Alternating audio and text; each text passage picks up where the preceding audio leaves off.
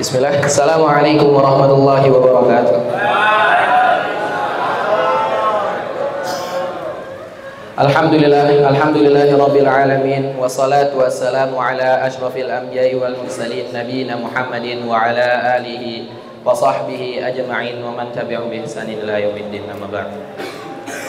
Segala puji bagi Allah Rabb semesta alam yang telah memberikan kita beribu-ribu nikmat, yang mana dengan nikmatnya kita dapat berkumpul di masjid yang insya Allah dirahmati oleh Allah Subhanahu wa Ta'ala. Amin, amin ya rabbal alamin. Salawat serta salam tidak lupa kita aturkan dan kita curahkan kepada baginda Nabi besar kita, Nabi Muhammad Sallallahu Alaihi Wasallam, yang telah membawa kita dari zaman yang gelap gulita sampai zaman yang terang benderang seperti saat ini. Saya selaku pembawa acara pada pagi menjelang siang hari ini akan membacakan runtutan acara pada kegiatan seminar pendidikan pada pagi hari ini. Adapun runtutan acara adalah sebagai berikut.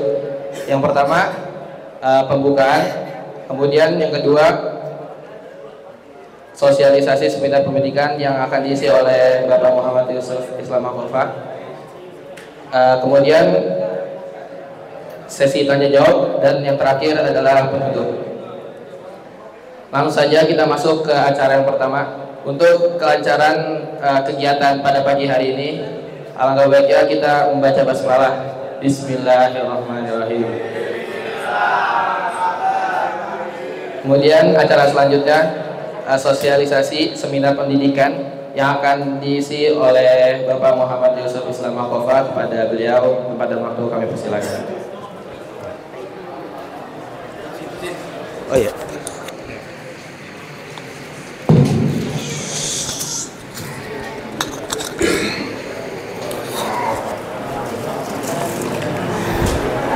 Baik, bismillahirrahmanirrahim. Oke, baik adik-adik semuanya, kita mulai. Jadi saya Yusuf, saya tinggal di Bogor, 5 tahun setengah saya di Turki. Saya kuliah teknik informatika dulu di Turki.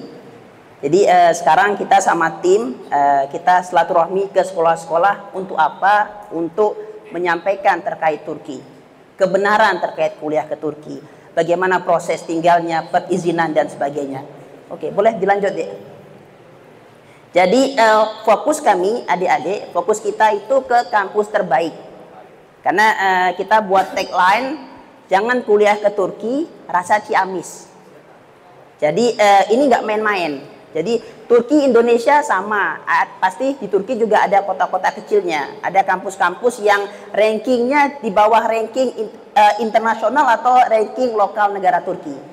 Jadi fokus kami ke kampus terbaik, maka itu kita melalui jalur seleksi YOS namanya. Boleh lanjut deh. Nah, ini fokus kita. Jadi kami itu transparan karena kita sampaikan alurnya, kita sampaikan caranya, kita serahkan kepada adik-adik semuanya. Untuk kuliah ke Turki kita jalur YOS itu bagi yang sanggup punya kemampuan matematika dasar sebagainya, boleh kita bantu ujian YOS-nya nanti di Jakarta, dan kalau ada yang dekat ke Surabaya, tesnya di Surabaya. Jadi fokus kita ke Turki. Kenapa sih Kak kuliah ke Turki? Kan kami anak pesantren Kak. Kenapa nggak kuliah ke Mesir, ke Jordania, ke negara-negara Timur Tengah lainnya? Saya mau tanya, ini 59 orang kakak-kakak kelas kita ya, yang kelas 12. Semuanya mau jadi dai fisabilillah, atau ada yang mau jadi dokter, ada yang mau jadi lawyer, ada yang mau jadi ilmuwan sebagainya.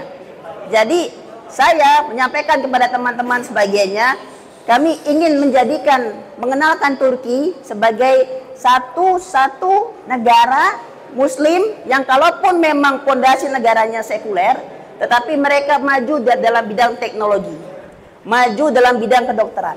Di sana ada banyak keunggulan karena negara Muslim, adik-adik tidak perlu repot, semua makanan halal. Di Turki masalah ibadah semuanya kita Muslim, Muslimah mudah. Di Turki untuk yang perempuan yang pakai niqab, pakai cadar dan sebagainya tidak akan seasing kalau kalian kuliah ke Jepang, kuliah ke Rusia. Karena teman-teman kita dulu waktu kakak di PPI itu Perhimpunan Pelajar Indonesia. Jadi dulu waktu saya masih kuliah, 1 minggu sekali kita rutin rapat, ada PPI internasional dunia. Dan teman-teman yang ada di negara lain, itu mereka merasa sendiri, susah. Ahwat susah, pakai hijab, orang lihat segala macam. Tapi di Turki itu nggak seperti itu. Lanjut deh. Jadi apa keuntungannya? Di Turki ini sistem perkuliahannya itu pakai ECTS. ECTS itu apa? Yang mana nanti SKS adik-adik semuanya diakui di satu negara Eropa. Jadi kalian nanti dari Turki semester 5 mau Erasmus, pertukaran pelajar, mau ke negara manapun apa di Eropa, mau ke Prancis, kemana sebagainya. Yang penting nilai mata kuliah kita bisa lewat passing grade untuk syarat pertukaran pelajar ke Eropa. Nanti nilai mata kuliah adik-adik ini akan diakui di negara yang kalian tuju. Nanti setelah kalian pulang, kalian misalnya antum siapa namanya? Siapa? Faza. Contoh misalnya Faza ya. Faza dari Turki berangkat ke Hungaria. Setelah dia pulang dari Hungaria, 1 semester dia di Hungaria itu diakui di Turki. Jadi dia langsung nanti sepulang dari pertukaran pelajar tinggal melanjutkan ke semester berikutnya. Terus di Turki, ya tadi biaya kuliah di Turki itu murah dalam artian kita lihat tempatnya. Kita lihat kotanya, lihat bagaimana gaya hidup anak-anak yang akan kita kirimkan. Karena fokus kami adik-adik ke kota-kota besar. Kita fokusnya kenapa ke kota-kota besar? Karena dalam perkuliahan itu kita nggak hanya di kelas. Ada masa magang. Anda ke chemical engineering, Anda teknik kimia. Kan kemana mau magang kalau bukan ke industri pabrik kimia besar? Dan itu adanya di kota-kota besar. Sama seperti kita di Indonesia, semua company-company besar itu kenapa markasnya di Jabodetabek? Karena di sini semuanya ada. Begitu juga kita ke Turki, kita kirimkan kalian ke Jabodetabeknya Turki. Makanya kita ada 8 kota besar seperti itu. Boleh dilanjut ya? Oke. Jadi di Turki karena mayoritas Muslim, semua negara itu selama kita Muslim kita nyaman. Sholat Jumat segala macam itu tidak ada paksaan. Jadi nggak perlu minder kuliah di Turki, apalagi kita sebagai seorang Muslim. Dan sekarang adik-adik di Turki sekarang dengan wasilah begitu banyaknya agensi-agensi seperti kakak ini yang mengirimkan anak-anak dari Indonesia, di Turki itu sekarang ada PCIM. PCIM itu kalau kalian orang tuanya di Muhammadiyah itu Persatuan Pelajar Muhammadiyah. Kalau di NU PCNU. Kalau ada anak pondok pesantren lain ada IKPM, Ikatan Alumni Gontor Turki. Jadi sekarang di Turki sebagai seorang Muslim, kalian yang sudah datang dari Indonesia, dari pondok asalnya sudah punya hafalan, mau melanjutkan hafalan, menjaga hafalan, itu sangat mudah. Karena di PPI Turki sendiri, Persatuan Pelajar Indonesia di Turki, itu ada sub-sub bidang yang fokus ngurusin anak-anak yang dari latar belakang pondok pesantren, seperti itu. Jadi Turki, karena dia di Eropa, jadi kalaupun Eropanya Turki itu hanya Istanbul, tapi kalau bicara kemajuan itu merata di satu negara Turki. Jadi masalah fasilitas, research, penelitian itu akan lebih maju daripada di negara-negara Turki ke bawahnya seperti itu. Lanjut deh. Oke, Turki apa? Di Turki itu banyak peluang kalian untuk magang. Jadi ke Turki itu bukan hanya untuk fokus kuliah, tapi kembali kepada individu masing-masing. Jadi kalian kuliahnya apa? Misal, ada yang kuliah manajemen pariwisata. Ada peluang untuk magang di mana? Ada yang kuliah ini, ada peluang ini dan sebagainya. Jadi di Turki itu yang kita harus ketahui adalah fokusnya kemanapun kita kuliah, bagaimana orang tua kalian memasukkan kalian di SMA yang bagus, begitu juga carilah kelanjutan program studi kalian untuk S1, S2, S3 nanti apapun itu di tempat yang terbaik seperti itu. Boleh lanjut deh? Oke ya, jadi adik-adik ini sistem perkuliahan ke Turki. Jadi untuk kuliah ke Turki ada 2 jalur untuk program S1. Pertama, kalau kalian mau kuliah dengan bahasa pengantar bahasa Inggris, kalian harus ikut jalur tes SIT namanya. SIT itu tes untuk College Board yang mau kuliah S1 yang diadakan oleh Amerika. Di Indonesia itu banyak sekolah-sekolah internasional yang setiap bulan ada jadwal tesnya. Kalian tinggal datang ikut tes, nanti nilai tesnya dikasih ke kami, kita bantu untuk submit pendaftaran kuliah ke Turkinya. Kalau mau kuliah dengan bahasa pengantar bahasa Inggris. Kak, nggak tahu bahasa Inggris, oh penyahok gimana ini? Ah, berarti kuliah dengan bahasa Turki. Nah, jadi untuk kuliah dengan bahasa Turki pun nggak perlu minder. Karena di Turki, seluruh mahasiswa asing untuk tahun pertama wajib untuk ikut kelas bahasa Turki selama 1 tahun. Karena di Turki itu untuk bisa memulai perkuliahan, kita harus punya sertifikat kemampuan bahasa level C1. Jadi dalam kemampuan bahasa itu ada 3, ada elementary, intermediate, sama advance. Jadi untuk kuliah ke Turki itu minimal kita ada advance 1. Dan itu kita dapatkan ketika kalian sudah lolos dari satu kampus, nanti kampus mengarahkan untuk ikut kelas bahasa di pusat bahasa kampus, di mana adik-adik diterima. Nanti dari sana, dari level per level ikut ujian sampai ujian level C1. Setelah dapat C1, baru serahkan kepada TU kampus. Nanti di tahun berikutnya kalian bisa melanjutkan kuliah lagi. Kecuali yang mau kuliah dengan bahasa pengantar bahasa Inggris, tahun pertama selain SIT, kalian harus punya nilai TOEFL IBT. Nah, jadi Turki kalau mau kuliah bahasa Inggris, dia mintanya TOEFL IBT. Jadi kalau seandainya misalnya di Turki adik-adik, ini ada kampus namanya ODTÜ. ODTÜ ini Orta Doğu Teknik, ini ITB-nya Turki. ODTÜ ini full bahasa Inggris. Jadi kalau kalian masuk ke ODTÜ tidak punya TOEFL IBT, kalian harus belajar 1 tahun lagi bahasa Inggris di ODTÜ-nya seperti itu. Boleh lanjut, Dek? Oke ya, jadi sekarang adik-adik kuliah kemana, apa, kenapa? Salah satu yang paling harus kalian persiapkan itu kalian maunya kemana? Keterampilannya apa? Gemarnya apa? Jangan sampai salah memilih jurusan. Jangan ikut-ikutan. Jangan ikut rekomendasi Ustadz Fulan, Ibu Fulan, Bapak Guru Fulan, atau teman Fulan, atau hanya ikut-ikutan tren. Wah, kuliah kedokteran biar nanti nampaknya bagus, rapi. Kuliah teknik biar nampaknya kutu buku. Bukan seperti itu. Karena salah satu yang kalian harus siapkan sekarang, terutama untuk adik-adik yang kelas 12, mau ke kampus manapun kalian nanti, salah satu pesan kakak, contoh misalnya IPB deh. IPB Teknik Perikanan. Di situ cari silabus mata kuliah tahun pertama. Jadi yang harus kalian cari ketahui adalah kalian mau ke kampus mana, mau ke program studi apa, kemudian cari tahu silabus tahun pertama. Siap nggak kalian untuk bisa sukses untuk mempelajari mata kuliah itu? Contoh misalnya, jangan beranggapan gini, wah kak saya jago matematika kak, gampang seperti ini, masuk teknik. Matematika teknik nggak sama dengan matematika SMA. Saya dulu kalkulus itu ngitung integral 4 kali integral. Udah sampai materi integral belum? Udah kan? Nah, saya dulu 4 kali diintegralkan. Ini bukan serem, tapi memang inilah yang dituntut kalau kita kuliah teknik. Kenapa? Karena kalau teknik kan hitungannya harus tepat. Begitu juga suka biologi, kak saya suka baca segala macam sebagainya. Jadi salah satu yang harus kalian ingat itu apa? Kuliah ke Turki, kalian itu jangan mempercayai nilai rapot sendiri. Percayai kemampuan diri sendiri. Saya bisa matematika, suka sosial. Oh, berarti saya ke ekonomi deh.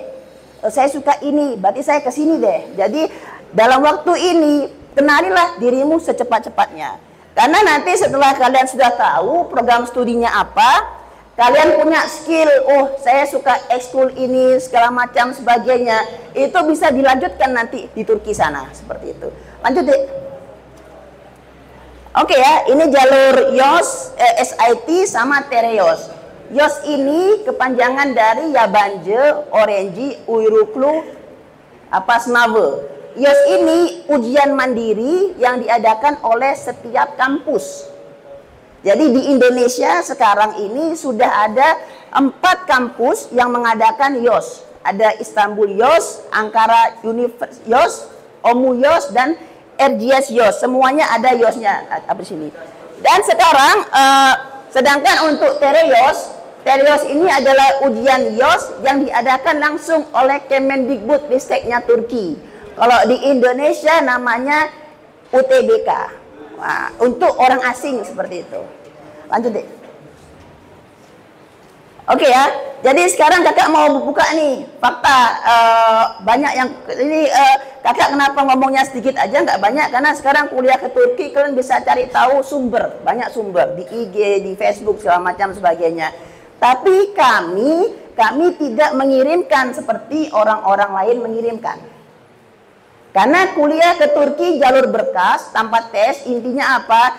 Kalian bisa cari sendiri di PPI Turki, di Instagramnya. Ini di kampus-kampus inilah muncul PPI-PPI-nya. Boleh lanjut deh.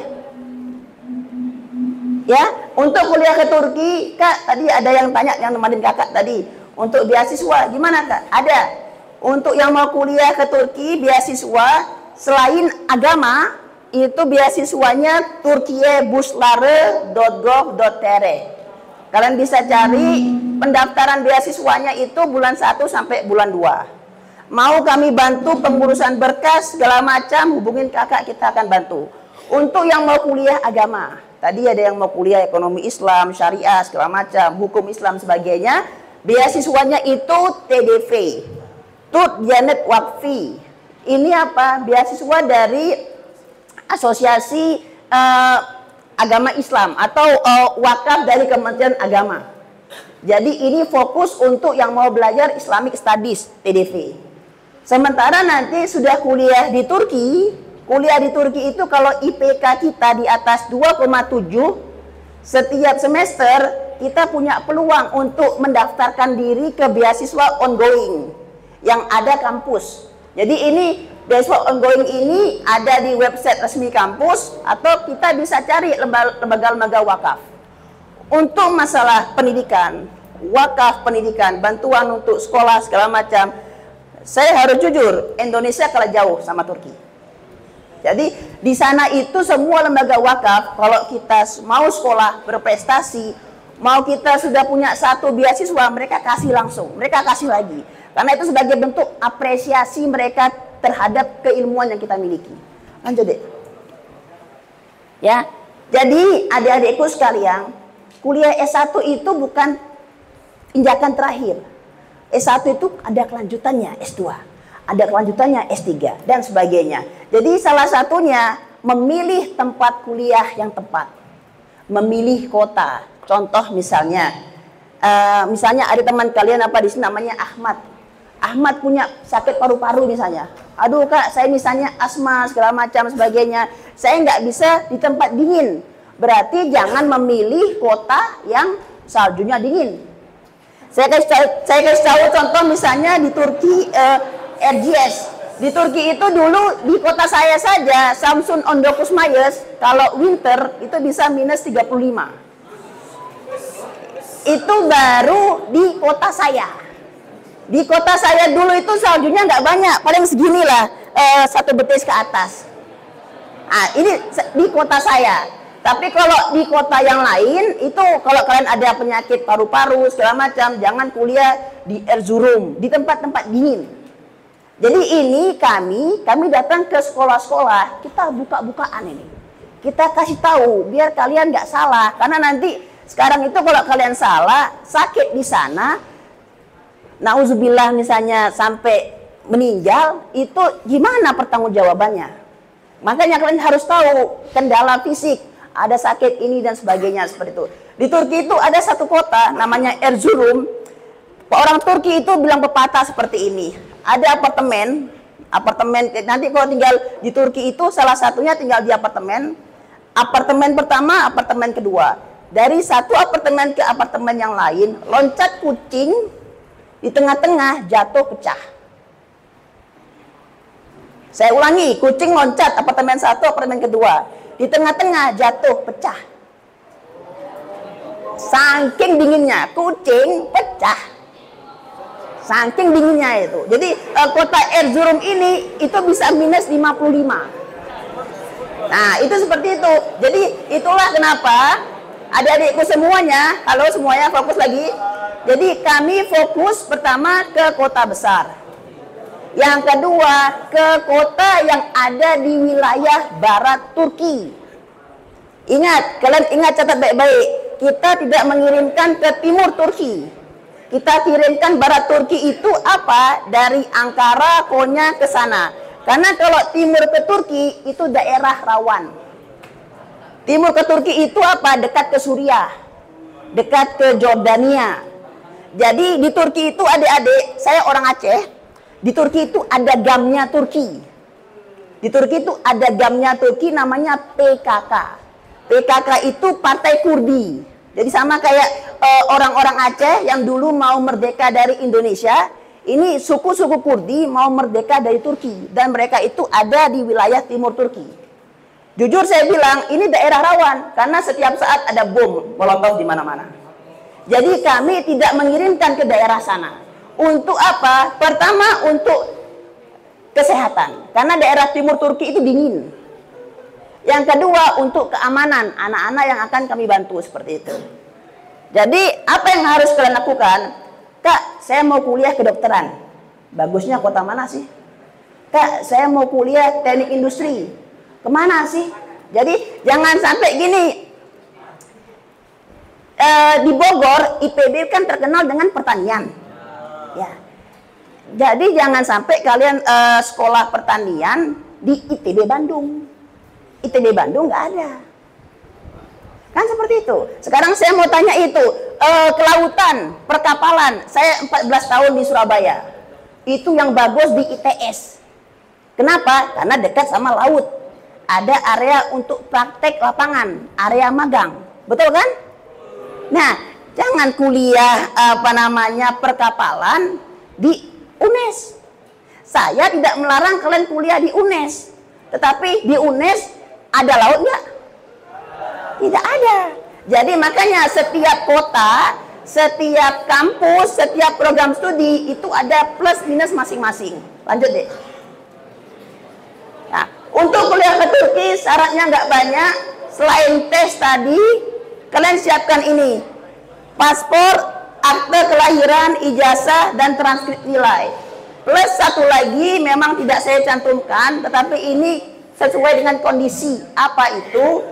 Bagi pelajar yang usianya di bawah 18 tahun mau kuliah ke Turki di tahun itu, maka dia wajib menyertakan surat izin orang tua. Nah, untuk pengurusan keimigrasian kita nanti kuliah apa di sana. Nah, seperti itu. Boleh lanjut deh. Jadi kalau belum punya paspor, mau kuliah ke Timur Tengah, ke negara manapun, segeralah buat paspor. Karena saya kasih tahu, mau kuliah ke negara manapun itu syaratnya paspornya itu harus dibuat 6 bulan sebelum apply beasiswa. Sebelum mau kuliah mandiri. Jadi yang belum punya paspor, segera buat paspor. Ini tadi saya bilang, saya sudah ngomong sedikit tadi kan, di Turki sekarang itu ada 4.600 lebih mahasiswa Indonesia. 4.600 lebih itu hampir 70%-nya itu akhwat. Yang laki-laki sedikit. Dari 4.600 itu hampir 90%-nya itu kuliah mandiri, bukan beasiswa. Karena mereka kuliah mandiri, maka mereka dikirimlah sama agensi-agensi mereka ke kampus-kampus ini. Jadi ini slide-nya sudah kakak kasih ke Ustadz Gusnas. Kalian bisa minta slide-nya sama beliau. Kalian bisa cari tahu sendiri nih. Kota ini, halo? Ini, kota Sakarya, kota Bursa, segala macam. Cari kotanya. Lihat di internet. Ada PPI-nya semua itu. PPI Sakarya, PPI Bursa, PPI Kayseri. Hubungi mereka. Tanya, Kak gimana? Enak nggak kuliah di Sakarya? Apa lebihnya? Apa lebihnya? Kalau kalian tanya ke saya, kami Kak Yusuf tidak mengirimkan ke kota-kota ini. Lanjut deh. Nah, yang kita kirimkan itu ke sini. Yang kita kirimkan ke sini. Kita fokus ke kampus-kampus terbaik. Kalian apa bisa lihat ini ranking kampusnya dari peringkat pertama di Turki. Ini ranking terupdate ya, 2023. Peringkat pertama sampai peringkat ke-12. Jadi kami fokus ke 20 kampus terbaik plus 21 kampus alternatif. Makanya kita ada 41 kampus pilihan kita. Nah, jadi kita milih bagaimana saya memilih kota. Pertama, sesuai dengan keamanan kalian, kesehatan kalian. Yang kedua, dekat tidaknya dari perwakilan RI. Kalau kalian kuliah di Ankara, itu ada KBRI Ankara. Jadi KBRI Ankara itu dia dekat ke Izmir, dekat ke Kayseri, dekat ke Adana. Kalau kalian kuliah di Istanbul, daerah Laut Hitam, Bartın, segala macam, Bursa, segala macam, itu di Istanbul ada namanya KJRI, Konsulat Jenderal. Nah, pengurusan berkas apa-apa akan lebih mudah. Ya, contoh misalnya kalian kuliah ke Turki, Kak mau ini mau nyoblos. Nah, proses pengiriman surat suara segala macam dan sebagainya akan lebih mudah kalau kita dekat dari perwakilan RI. Boleh dilanjut deh. Jadi tadi ya kalian apa bisa lihat kampus-kampus yang kakak kirimkan tadi itu pesertanya sedikit. Dan peserta yang di kampus-kampus terbaik itu umumnya anak-anak beasiswa dari Turkiye Bursları. Jarang sekali ada yang kuliah mandiri ke sana. Kenapa? Kak, gimana nih? Apakah tes seleksi YOS-nya susah? Atau ini segala macam sebagainya? Bukan karena itu. Karena memang tidak ada yang ke sana. Tidak ada yang berani mengirimkan anak-anak ke sana. Karena untuk kuliah di Turki, di kampus terbaik, itu tidak ada jaminan lolos 100%. Jadi di kami, di Kak Yusuf, kita memfasilitasi pengurusan berkas, administrasi kenegaraan di Indonesia, di Turki, pencarian tempat tinggal, pengurusan ini itu, daftar ulang dan sebagainya. Tetapi lulus tidaknya antum di sana, di kampus itu, di program studi itu sesuai dengan nilai hasil tes kamu. Kenapa? Nanti kakak buka. Kenapa saya tidak menjamin lulus 100%? Karena kelulusan 100% itu hanya ada di kota-kota kecil, di kampus-kampus yang tadi. Kenapa? Karena agensinya sudah ada kesepakatan antar agensi dengan kampus. Kami tidak ada. Jadi kenapa dengan Kak Yusuf? Namanya ini kan sales kan, orang jualan. Pernah ke Pasar Anyar enggak? Nah, di Pasar Anyar tuh satu deret kan kadang-kadang ada 5 toko ya, jual sepatu semua kan. Tapi kadang-kadang kita lewat, kita singgah ke toko kedua. Kok toko pertama kita lewat kayak itu. Nah, jadi setiap orang punya plus minus masing-masing. Plusnya kami itu ini deh. Kita, lembaga ini, usaha kakak ini, kita murni semua timnya alumni Turki. Murni semua timnya minimal 6 tahun sudah berbahasa Turki secara aktif. Terus apa? Semua tim kita ini adalah alumni pertama PPI Turki. Saya di Turki dulu 2009, itu adalah tahun pertama. 2009, 2010, kita dulu sedikit, cuma 60 orang dulu kami. Jadi kita dulu 60 orang, 40 sekian sarjana, belasan itu mas-mas S2, 5 atau 7 yang doktoral S3. Jadi kita mencar, saya di kota Samsun, ada yang di Ankara, segala macam, karena kita jauh, butuh badan hukum. Karena kita pelajar, ya udah dibentuklah PPI Turki. Jadi tim kita itu adalah alumni PPI Turki pertama. Terus biaya kita transparan, terjangkau adalah artian seperti ini. Terserah sama kalian. Yang mau kita fasilitasi hanya mau ngurus berkasnya ke kita, berangkat di Turki sendiri, monggo. Atau, oh Kak Yusuf, saya bingung segala macam. Mungkin orang tuanya sibuk di luar kota, atau ada yang di luar negeri kerja ayah ibunya. Kita percayakan aja sama Kak Yusuf, yang penting anak saya terdaftar. Yang kedua, anak saya tempat tinggalnya ada di sana. Yang ketiga, pengurusan, pencarian, izin segala macam ada yang ngurus seperti itu.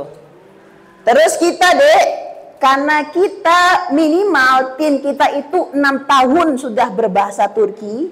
Semuanya bahasa Turki kita aktif. Saya sudah 14 tahun berbahasa Turki. Besok tanggal 20 besok saya berangkat ke Turki. Jadi intinya apa? Kami informasi kuliah ke Turki itu langsung kami baca dari sumber asli bahasa Turkinya. Tidak kami copy paste, translate Google segala macam. Jadi intinya apa? Informasi kita itu selalu kita update. Jadi list yang ada tahun ini ya, list yang ada tahun ini, tahun depan bisa berubah. Sesuai dari tingkat ranking kampusnya. Tahun ini misalnya ada kampus yang kita kirimkan di ranking 9. Tahun depan dia ranking 12. Udah, kita bilang ranking 12. Ada yang di ranking 17, naik ke 9. Kita akan bilang seperti itu. Pendampingan kita itu semuanya. Ibarat tubuh, satu jasad ini. Karena gini adik-adik ya. Saya itu memaknai kalian. Memaknai anak-anak SMA yang saya fasilitasi. Itu udah kayak adikku sendiri. Konteksnya itu sebentar. Konteksnya itu memang kita bukan adik secara biologis.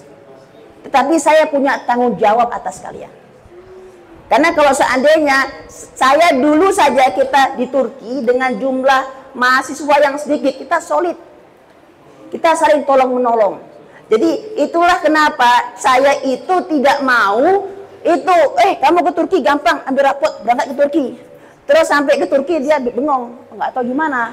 Jadi kami daripada dia bengong di Turki, nggak jelas, dari awal kita kasih tahu, gini caranya. Kita kenalkan budaya Turkinya, kita ikutkan ini, kita kasih tahu, ini, itu, dan sebagainya. Oke, dan ini ingat baik-baik deh ya. Ini tagline Kak Yusuf, tagline Kolay Turki ID. Kami tidak menjual kelulusan 100%. Karena kami biiznillah. Tadi masjid nih, Allah syahid. Saya tidak ada hubungan kemitraan dengan kampus manapun. Saya tidak menjual kampus manapun, tidak dapat fee dari kampus manapun. Maka dari itu tidak ada jaminan kalian lulus 100%. Kalau ada yang menawarkan kalian, nge-DM segala macam, tanya aja. Tapi realitanya seperti itu. Jadi kalau yang mengatakan lulus 100% tanpa tes, coba kalian pikir-pikir tuh. Tanpa tes, kalian dulu SMA masuk ada tesnya nggak? Nah, coba Ustadz kalau seandainya Al-Minhaj tanpa tes masuk, orang tua kan berpikir, oh, gimana ya mutu sekolahnya? Kok anakku masuk tanpa tes? Nah, itu saya selalu mengajak berdialog orang tua dan anak-anak SMA untuk lebih pinter-pinter memilih teman, memilih agensi untuk mengirimkan kalian atau anak-anaknya kuliah ke Turki. Boleh dilanjut deh. Ya, ini nomor kontak kakak. Saya tinggal di Balitro, Gang Pesantren, dekat. Dari sini naik angkot 2 kali. Kalau kalian mau ketemu hari Sabtu Minggu misalnya libur, lagi ke Pasarannya mau silaturahmi, boleh, silakan datang ya. Itu nomor kontak saya ada. Silakan lanjut deh. Oke, sudah deh. Sekarang, pertanyaan nih sekarang nih. Dari yang atas dulu, yang akhwat, ada pertanyaan nggak deh yang di atas? Nggak ada pertanyaan? Ada. Silakan. Apa pertanyaannya? Gimana cara ngirimkan mic-nya ke sana? Oke. Coba dengar ya. Yang apa di atas mau bertanya. Silakan, Mbak. Silakan.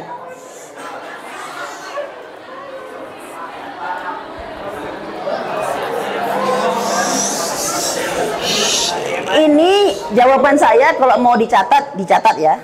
Jadi langsung saya jawab. Silakan.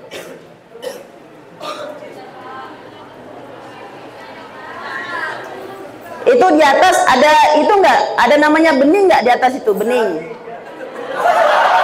Nah, itu bening itu. Kemarin saya udah ketemu sama orang tuanya Bening dari Tangerang kan. Sudah. Halo. Sudah, ayo kita fokus lagi. Fokus. Monggo, yang di atas kalau ada pertanyaan monggo, mau tanya ke Bening juga monggo. Bening udah tahu semua itu.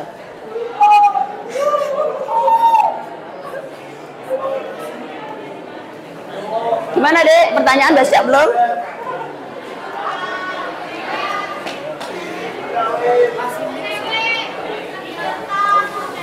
Oh, pertanyaannya OTW. Ya udah siapkan dulu ya yang laki-laki kalau gitu. Oke, laki-laki. Pertanyaannya OTW yang di atas. Yang laki-laki silakan.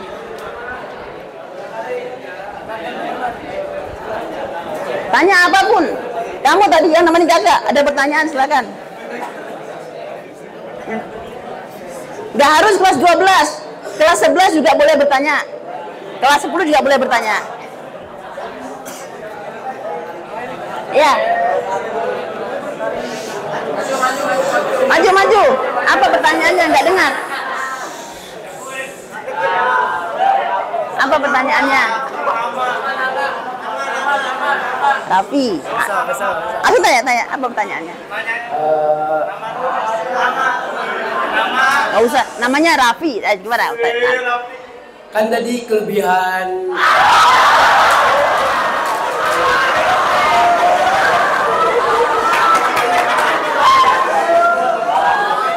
Jadi kan kelebihan kuliah di Turki itu biaya terjangkau.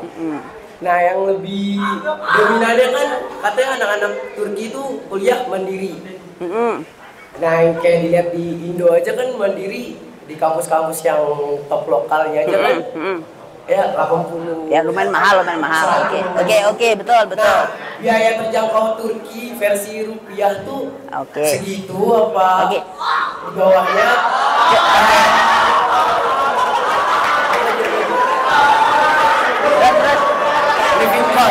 Living cost. Oke, living cost. Sama living cost Turki itu gimana? Yang kayak basic hal yang makan 3 kali sehari. Oke. Bensin. Bensinnya mau pakai motor. Destinasi. Destinasi buat yang refreshing liburan kan kayak nggak bisa setiap tahun pulang ke Indonesia. Oke. Kasih Kak. Oke. Nah, tadi program studinya apa? Coba untuk kuliah itu, coba kasih satu sampel program studi kuliah. Hukum, oke.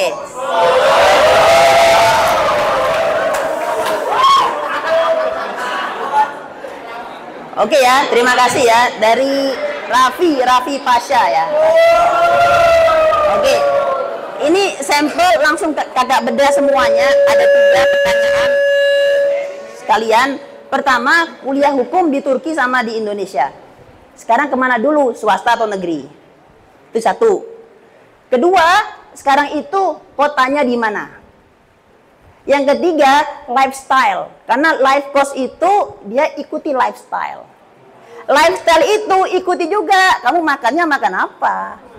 Jadi sama di IPB itu terkenal kalau kalian ke kampus dalam, itu murah-murah. Kakak dulu waktu saya pulang dari Turki 2015, 3-4 bulan saya di Pakuan Regency, itu murah-murah. Tetapi ternyata di IPB banyak juga yang mahal. Nah, jadi sekarang kalau kuliah hukum di kampus negeri dulu kita bahasnya. Di kampus negeri itu sekarang seperti ini adik-adik. Kalian itu kita kan fokus ke jalur tes. Kalau jalur tes kalian tinggi di Turki itu ada 3 beasiswa sebelum kalian masuk. Kalau jalur tes kalian misalnya standar, bisa dapat potongan uang kuliah 25%. Itu sebelum masuk langsung dapat email dari kampus. Terima kasih Anda sudah tahun ajaran ini Anda dapat potongan 25%. Yang berikutnya 50%. Yang berikutnya lagi 100%. Tahun ini karena saya tinggal di Bogor, ibunya satu grup sama saya, jadi ada siswi dari Bina Insani. Kalau kalian tahu Bina Insani itu yang dekat Lotemar itu anaknya masuk ke Turki, dia di ODTÜ, sekarang dia di ODTÜ sudah langsung kuliah karena dia punya TOEFL IBT. Dia kuliah HI. nilai SIT itu skornya paling tinggi 1600. SIT dia ini 1250. Dari O2 langsung dapat email, dapat potongan 50%. Nah, jadi untuk masalah biaya kuliah, pertama tadi kalau untuk jalur tes, semakin tinggi nilai tes kita bisa full beasiswa. Tanpa kita ikut beasiswa Turkiye Bursları. Jadi apply-nya mandiri, tetapi karena nilai kita bagus, kita punya sertifikat yang mendukung.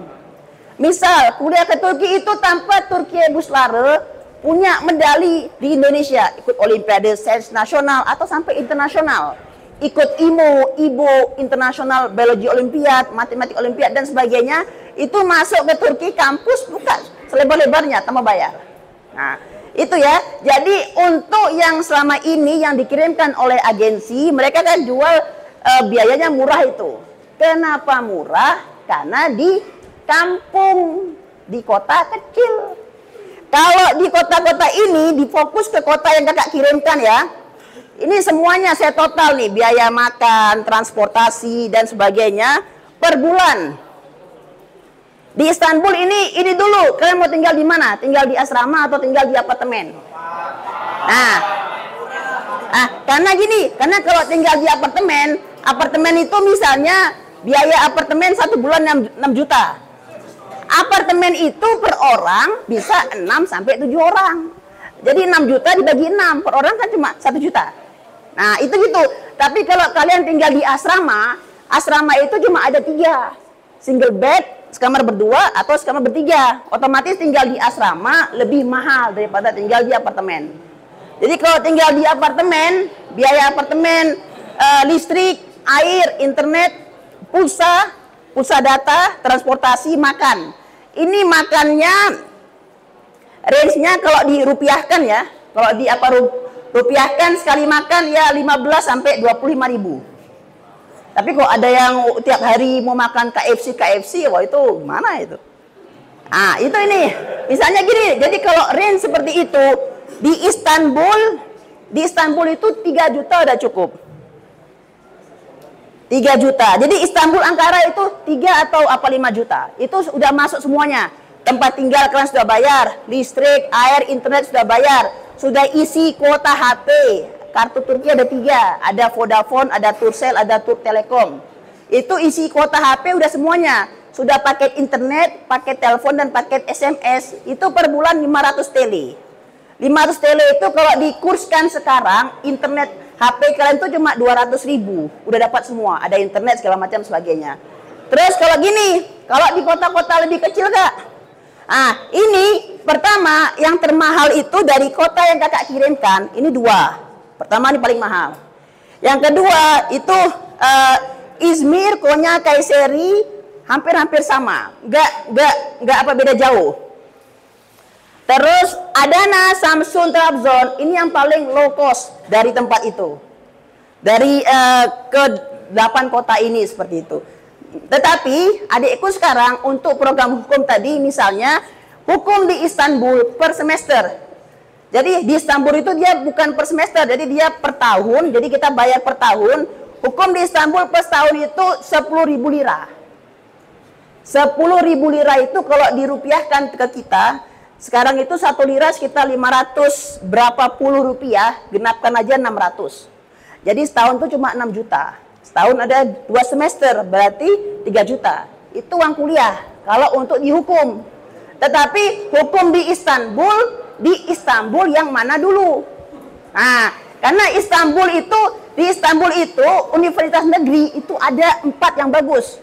Dan di 4 itu harganya berbeda-beda. Memang nggak jauh, paling cuma ya per tahun itu cuma 500 atau 800 ribu bedanya. Itu kalau di kampus negeri hidupnya hidup mahasiswa, Mas Raffi. Nah, tapi kalau hidupnya itu, aduh, tiap hari mau makan apa itu ember. Kami dulu di Turki itu istilahnya ember. Kan ada kan ya, kalau kita di KFC, 1 ember itu isinya apa 30 potong ayam itu. Nah, kita kalau lagi banyak duit makannya itu. Nah, tapi kalau tiap hari, 1 hari sekali harus makan itu, berarti ya minimal budget kamu untuk makan aja per hari itu level menengah ya. Jadi level keluarga menengah ke atas, ya itu 50 sampai 80 ribu. Itu udah makan enak. Dan kalau seandainya makan di kampus itu murah. Kampus di Turki nggak seperti kampus di Indonesia. Di kampus swasta, di kampus negeri itu ada subsidi uang makan. Jadi kita makan di Turki itu nanti ada kartu mahasiswanya kayak KTP, tiap hari kita top up ke situ. Jadi misal di luar kita makan 10.000, di kampus itu cuma 2.500. Karena sisa 7.500 di backup sama negara. Memang ada kas negara seperti itu. Karena salah satu undang-undang Turki yang belum, ya mungkin masih proses diterapkan di Indonesia. Apa itu? Turki kalau masalah pendidikan, biaya dana itu besar. Jadi untuk, jangan bilang untuk kita murah loh. Untuk orang Turki sendiri murah. Kita tadi kan 10.000 ya. Orang Turki itu hanya 1.000, sekitar 1.000 atau apa 2.000. Anggaplah 3.000 lira per tahun. Berarti cuma 1.500.000 uang semester untuk orang Turki. Di Indonesia kamu cari untuk orang Indonesia kuliah di Ibnu Khaldun aja deh. Saya kan dekat di Jalan Baru. Di Ibnu Khaldun tuh per semester hukum, bicara hukum nih. Hukum itu sekitar 4,8 sampai 5 sekian per semester. Itu baru setingkat kampus swasta. Itu juga di Bogor Ibnu Khaldun. Di Bogor ada 3 kan, ada Pakuan, ada Unida Ciawi, ada Ibnu Khaldun. Begitu juga kalau mau kuliah di swasta seperti itu. Ada lagi, bagus pertanyaannya. Raffi, kakak doakan nanti ke Turki ya. Masya Allah. Kalau mau, ini pengumuman ini. Kalau mau kuliah ke Turki jalur beasiswa, sekarang ini kan akhir bulan Oktober. Jadi mulai sekarang itu persiapkan berkas-berkas beasiswa Turkiye Buslare. Jadi Turkiye Buslare itu untuk S1 sampai S3 tanggal pendaftarannya sama. Bulan 1 sampai bulan 2 itu pengumpulan berkas. Jadi mereka seleksi berkas. Setelah itu nanti di bulan 6 baru pengumuman kita lolos atau enggak seleksi berkas. Setelah lolos seleksi berkas, di bulan 6 kita dipanggil ke Jakarta. Bisa di Kedubes Turki yang ada di Kuningan atau di Pusat Budaya Bahasa Turki yang ada di Serpong, BSD. Kita dipanggil ke sana interview, dan untuk tahun ini interview beasiswa Turkiye Buslare itu ada matematika YOS yang nanti akan kalian kerjakan. Jadi tahun kakak dulu tidak ada seleksi tes matematika sama sekali, nggak ada. Nah, jadi tahun ini beasiswa itu sudah mulai mereka perketat. Kenapa? Karena kalau kalian lihat, kalian apa bisa cek nama websitenya itu OSYM. OSYM itu kayak lembaga yang melaksanakan UTBK-nya Turki. Itu mereka buat press release yang mana ujian Tereyos itu diwajibkan di beasiswa Turkiye Buslare untuk apa? Untuk melihat itu mutu kandidat. Karena kalau beasiswa itu seleksinya ketat. Tapi kalau beasiswa Turkiye Buslare banyak di cover, semua di cover. Turkiye Buslare tiket berangkat di cover, tiket pulang lulus di cover, tempat tinggal asrama dikasih, makan dikasih, subsidi makan dikasih, transportasi ada, uang jajan untuk S1 itu 800 lira dan sebagainya. Untuk mau terkait Turki semuanya, kakak harus kasih tahu nih. Kakak hari ini bawa 20 piece buku. Buku ini tidak saya kasih gratis. Kenapa? Karena bedanya saya sama orang lain, saya mau lihat siapa yang serius ke Turki. Jadi saya nggak mau saya kasih gratis, habis itu dicampak-campak seperti itu. Tadi kakak udah ngomong sama Ustadz tadi, Ustadz dari media, ini yang buat ini itu istri saya. Jadi capek ngedit segala macam sebagainya. Jadi kita harus hargai keringat manusia, keringat orang.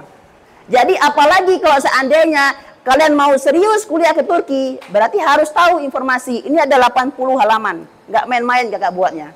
Ini mulai dari S1, S2 ke Turki, beasiswa, non beasiswa, jalurnya ada semua apa di sini. Kalian apa bisa beli nanti sekarang, kakak insya Allah sampai jam 2 sampai kapan apa di sini. Mau ketemu sama saya silakan. Nah, jadi jangan minder sama saya. Jadi gini, lebih baik kita bicara pahit-pahit. Tapi kalian sudah tahu, sudah siap. Jadi ke Turki itu kalau perlu nanti di kakak, kita ada 1 bulan itu intensif panduan budaya ke Turki. Saya buka-buka semua, gimana alurnya. Itu tadi tanya, wisata, nggak pulang nanti segala macam sebagainya. Saya dulu 5,5 tahun nggak pernah pulang. Saya nggak pernah pulang sama sekali. Tapi apakah kalau saya nggak pulang, saya ini bingung, nggak jelas ngapain apa di sana? Enggak. Kalau nggak mau pulang ada banyak. Kalian apa bisa tinggal di apartemen.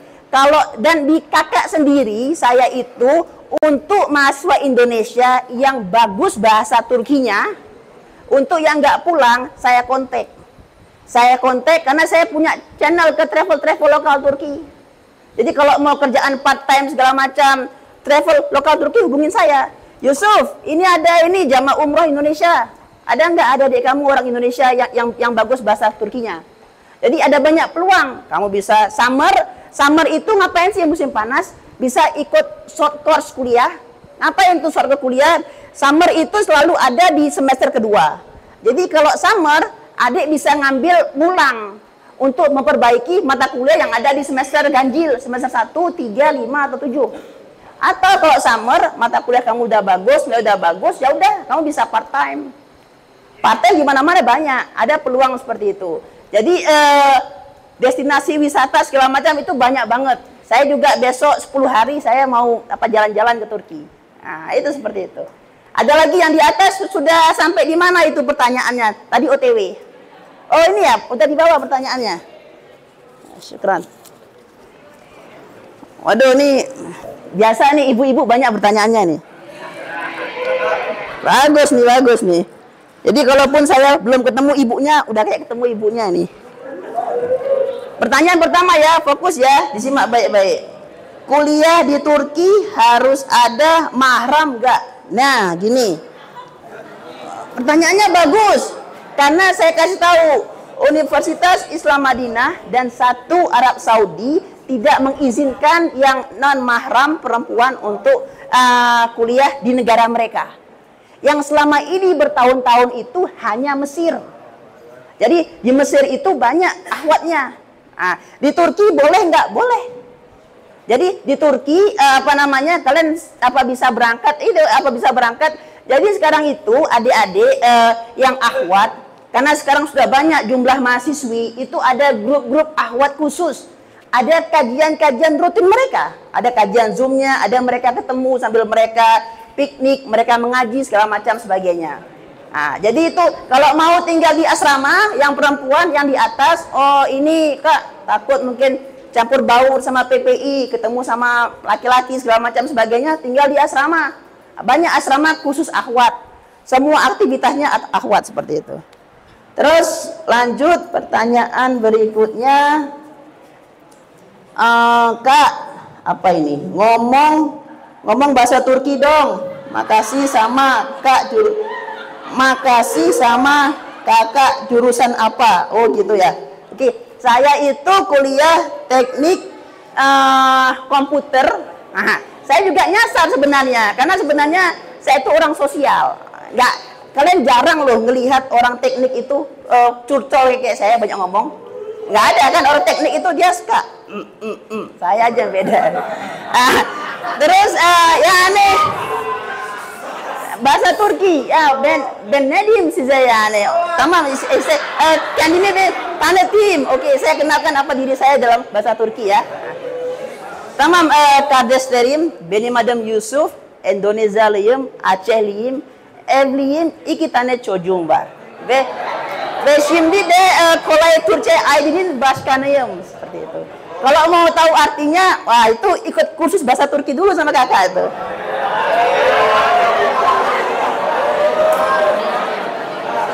Terus kak di Turki itu, kak kuliah di Turki itu lama nggak kayak di Indo? Maksudnya dari segi tahun, mata pelajaran dan sistem kuliah. Tergantung kamu masuk kuliah atau tidur. Betul kan? Karena kakak buka ini transparan terus terang. Di Turki itu nggak semua adik-adik kita, teman-teman kita itu yang kuliah. Banyak yang hanya itu, wallahi ta'ala, mereka jadi vlogger ke Kapadokia, ke Konya, ke Izmir gini.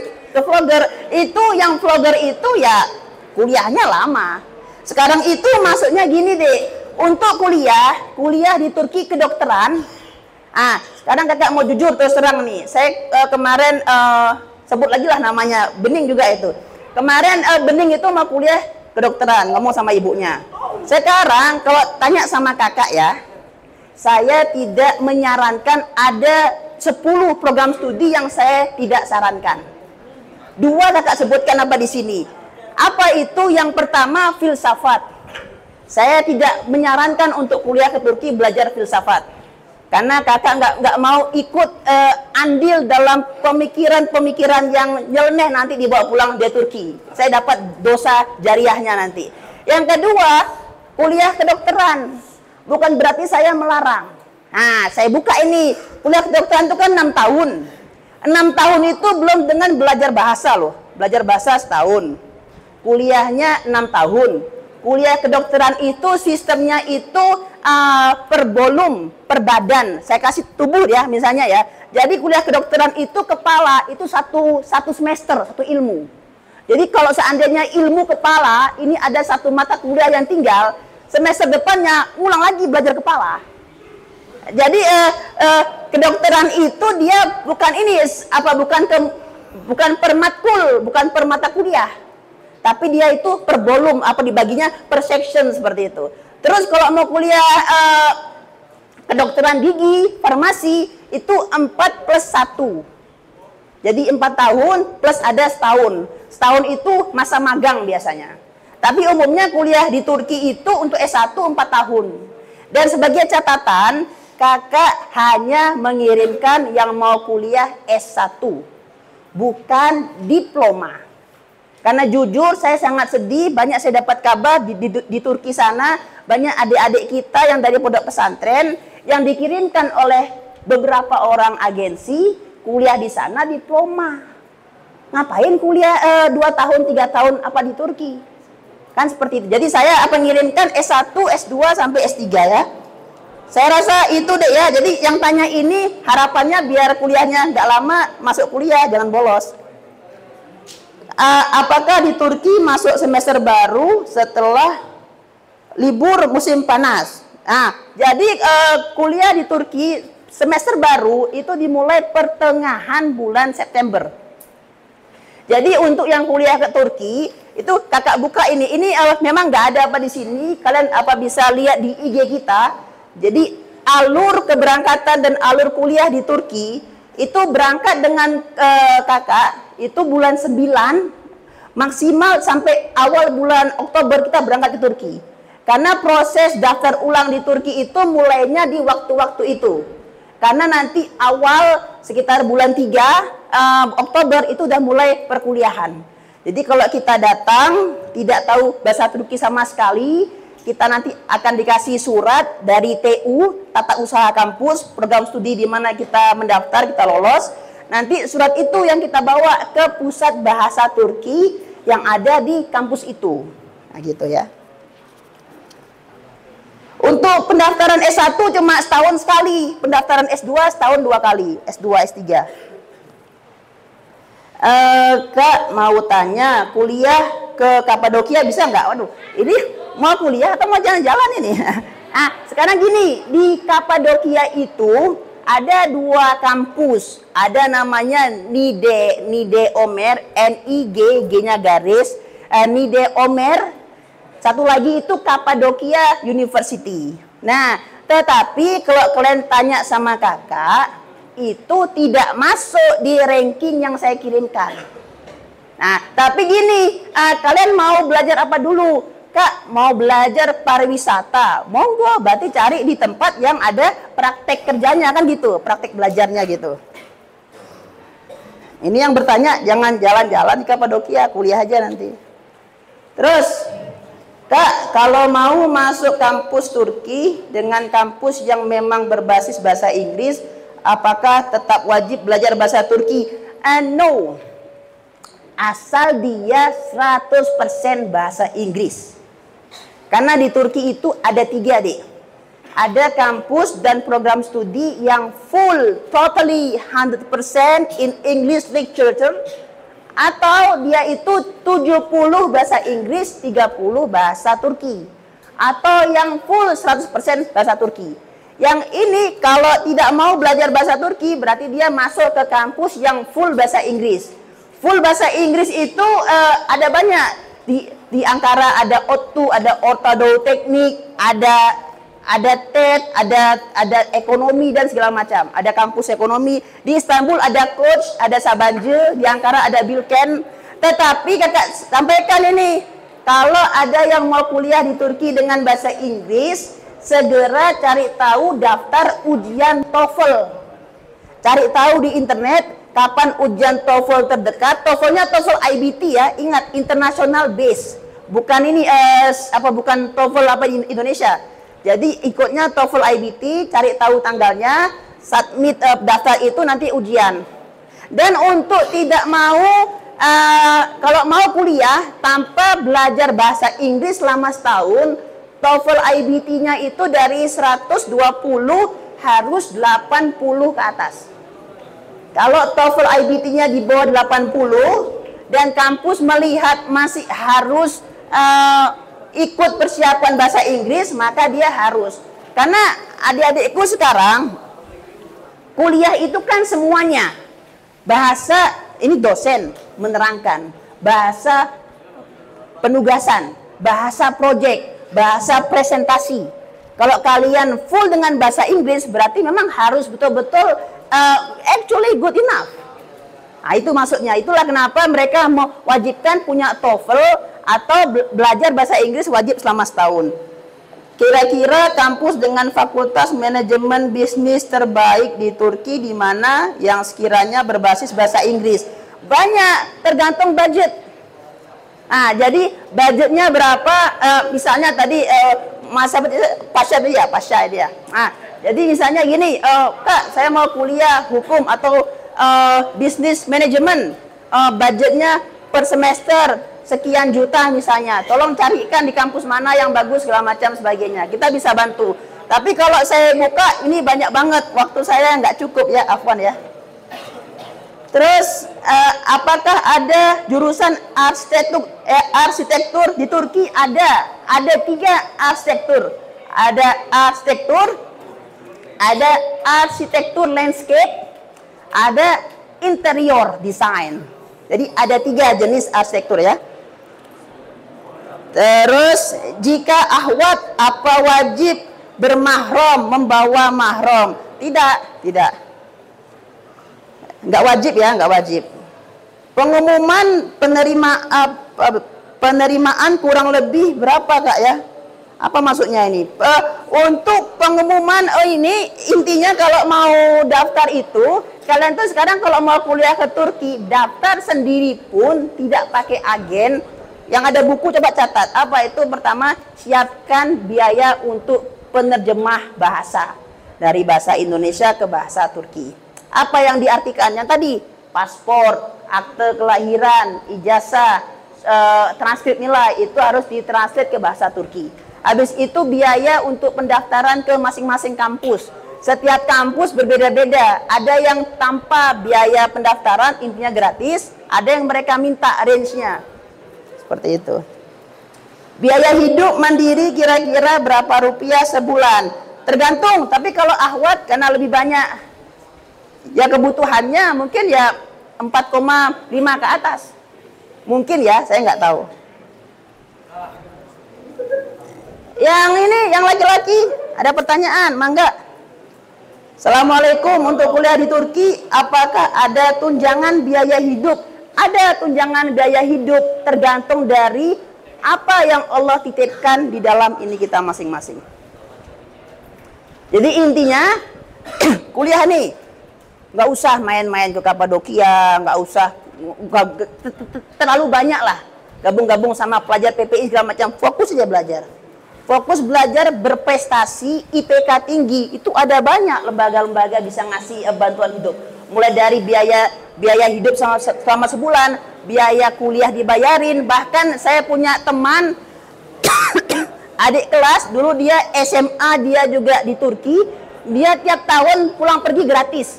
Ada satu lembaga wakaf katanya, ya orang Aceh nih, akhwat, ini ya bang, saya dapat satu lembaga wakaf yang tiap tahun alhamdulillah ngasih saya tiket pulang pergi gratis, tiap tahun dia pulang tuh. Tapi tergantung dari apa, dari itu kemampuan akademik kita, seperti itu adik-adik. Baska never. Kalau buat wanita kuliah di sana harus ada mahram, tidak harus adik. Dan kalau biaya mandiri di sana kira-kira sekitar berapa? Biaya mandiri itu tahun pertama untuk yang kelas 11, kelas 10 juga diingat baik-baik. Tahun pertama itu kalau kalian tidak langsung kuliah, intinya harus belajar bahasa Turki. Apa yang harus kalian siapkan? Pertama, biaya tempat tinggal. Anggaplah biaya tempat tinggal tadi patungan 1 juta ya, Pasha ya. 1 juta kali setahun, berarti kan 12 itu. Jadi biaya tempat tinggal. Biaya belajar bahasa Turki selama setahun, itu range-nya 15 sampai 20. Anggaplah 20. Anggaplah totalnya 40 itu. Terus sama uang kamu makan, ya kurang lebih tahun pertama harus ada uang 60 juta. 60 juta itu sudah masuk tempat tinggal, udah masuk biaya belajar bahasa Turki di sananya, terus biaya untuk ngurus izin tinggalnya. Kalau di kakak ini fleksibel, karena di saya itu saya selalu bawa kemana-mana. Saya tidak ada mematokkan harga tertentu, karena harga jasa saya dan tim kita itu selalu mengikuti kurs naik turunnya lira. Dan itu kurs itu saya kasih tahu kalau mau berangkat 1 bulan sebelum berangkat. Jadi misalnya ketika kita berangkat kursnya 1 lira misalnya 600 rupiah. Berarti kalian hanya bayar 600 rupiah itu kalau dilirakan berapa segitu. Dan untuk berangkat sama saya juga fleksibel. Misalnya kalian hanya ngurus berkasnya aja, terus ke Turki berangkat sendiri mangga. Atau seandainya kalian ngurus berkas sendiri, tapi di Turki bingung, nggak ada mau tempat bertanya segala macam, nggak ada kenalan. Kak mau bantuan di Turki aja mangga. Atau mau berangkat dengan saya, karena kalau di saya pribadi bedanya saya dengan yang lain, karena saya ownernya, saya yang lebih bisa, saya yang lebih kuat bahasa Turkinya ketimbang tim di saya. Setiap tahun keberangkatan kakak sendiri yang mengantar. Jadi setiap tahun itu saya yang ngantar, karena saya juga ini jalan-jalan main travel Turki Indonesia seperti itu. Jadi kalau ada jodohnya yang bertanya ini nanti berangkat sama kakak insya Allah. Ya, lagi ya. Oke, ini cepat ya. Apa saja culture shock? Culture shock banyak. Adik-adik sekarang ini kakak hanya perkenalan. Intinya kapanpun kalian mau, kalian bisa tanya sama Ustadz, izin sama Ustadz kapan harinya. Kakak siap mengadakan Zoom webinar sama kalian. Kalau yang kelas 3 punya laptop segala macam, izin sama sekolah, izin sama mudir asrama, Ustadz Makmun, kapan harinya kita cocokkan, saya buka Zoom. Jadi saya adakan di kelas Zoom-nya, mulai dari culture shock dan sebagainya. Ya. Terus, what's more? Assalamualaikum Kak, biaya sekolah di Turki tergantung jurusan, ya, kota. Terus Kak, kalau kita dapat beasiswa, kira-kira kita dapat beasiswa berapa persen? Tergantung dari nilai tadi. Bisa 100%, bisa 50%, bisa 25%. Dan yang paling penting, sertifikat kita. Ada nggak kalian ikut perlombaan apa di Indonesia? Ada nggak keterampilan berbahasa asing segala macam sebagainya? Bahkan kalau ada yang mau kuliah agama di Turki, kalau punya TOEFL, pada tahu TOEFL nggak? Nah, itu TOEFL bahasa Arab itu. Jadi kalau punya nilai TOEFL tapi bukan TOEFL sembarangan loh, itu harus tanya sama lembaga di Indonesianya. Diakui nggak nilai TOEFL itu di luar negeri? Kalau apa diakui, apa bisa disubmit nilai TOEFL? Itu ya culture shock. Terus ini satu lagi terakhir, alhamdulillah. Kalau mau ke Turki harus tahu dulu bahasanya. Tidak harus, karena akan belajar wajib bahasa Turki selama 1 tahun. Itu saja. Sekarang yang di atas kelas 3 SMA, Ahwat coba siap-siap duduk. Ini soalnya kakak bagi. Ini kakak ada 2 lembar ya. Ada 2 lembar. 1 lembar ini soal IQ. 1 lembar ini soal matematika. Matematikanya pun saya ambil di halaman pertama. Jadi isinya itu cuma persamaan aja, persamaan dan pertidaksamaan. Nggak susah ini ya. Jadi ini kakak minta tolong dibagikan ya. Nah, tolong dibagikan, satu orang dapat 2. Ya, untuk kelas 3 SMA aja. Untuk yang di Ahwat tadi, Ustadz Afwan, Ustadz soalnya gimana ya? Udah di atas ya? Ya. Untuk yang di Ahwat boleh dibagikan ya, nanti kalau sudah siap, kakak kasih timer 20 menit cukup ya. Nah, ayo cepat dibagi, sambil ini aja deh, sambil bangun aja, coba dikasih.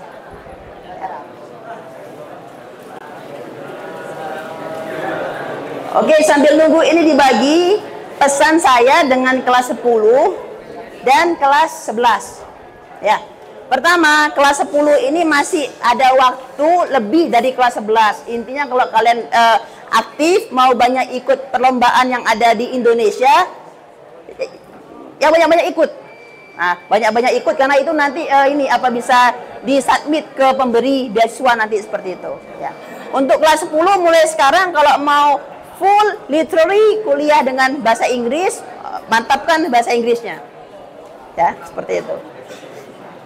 Untuk kelas 11 karena waktunya tinggal setahun lagi, tahun ke depan, harapan kakak lebih cepat. Kalian mengenal who you are. What are you capable of? What you wanna be. Itu akan lebih mematangkan kalian di tahun depan. Ya, jadi jangan kelas 11 ini terlalu santai. Jadi cari tahu itu dari sekarang, maka dari itu kalian bisa siapkan itu. Oh, saya mau kuliah di sini, saya mau kuliah ke Malaysia, kemana segala macam. Siapkan semua berkas-berkas yang diminta oleh kampus seperti itu. Oke, yang di atas sudah dibagi semua. Ada yang akhwat? Belum ya, oke.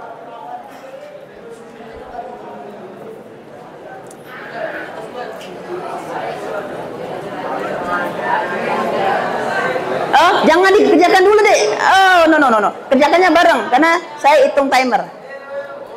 Jangan dikerjakan dulu ya. Dikerjakannya bareng. Terus itu mohon di kertasnya ditulis nama sama kelasnya. Ya. Ditulis nama kelasnya, kalau mau tulis nomor HP-nya, tulis nomor HP-nya, nanti kakak kirimkan ke nomor HP-nya atau nomor HP orang tuanya program studi yang cocok dengan hasil tes hari ini.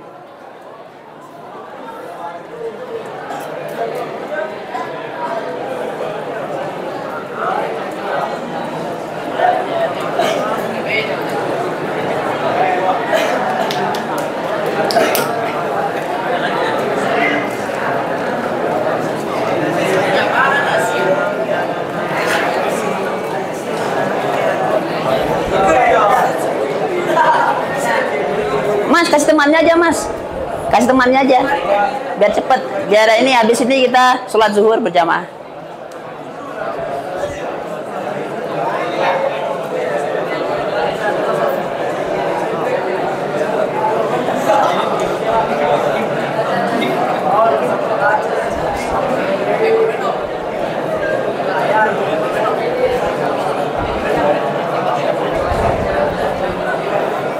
Itu ya, jadi soal IOS itu soalnya itu bahasa Inggris, tapi ada 6 bahasa: Inggris, Jerman, Arab, Prancis, Rusia, ya. Jadi nanti yang kalian pilih kalau kalian ikut ujian IOS itu yang soal dengan bahasa Inggris. Oke ya, kita mulai ya. Oke, ayo silakan dikerjakan. Bismillahirrahmanirrahim. Silakan dimulai.